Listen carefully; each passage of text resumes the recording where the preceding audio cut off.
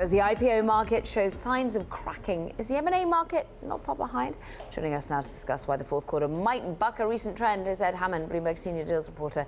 Ed, you were saying, well, actually had a rather relaxing Sunday for the first time in years, perhaps. It was quiet. It was, yes, reassuringly quiet. Look, this is, it's an interesting time of year because often we go into the fourth quarter of the year with this sort of slightly sluggish market. We've seen it the last couple of years, and then we have a huge pickup in Q4. And there are some interesting reasons behind that. No one has a particularly good handle on why. I've called around a few people today and said, well, why do we see this?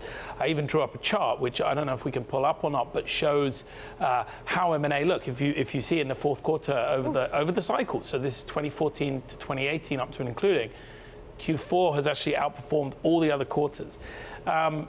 People seem to think it's that you just have kind of groups orchestrate around certain milestones, and obviously the end of the year is the biggest milestone, or Thanksgiving. And we do see this. We do see companies say, I want to get my deal done before the new year, or I want to get my deal done before Thanksgiving.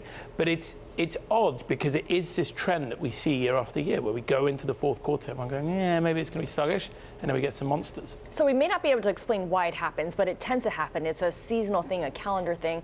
Why might this time be different then? What are people saying about why we might get a drop-off? Well, the IPO market is a good indicator for why we might. There is a lot of jitters there. Obviously, we've seen some big IPOs go pretty badly wrong, and then obviously WeWork has just not going at all, indeed.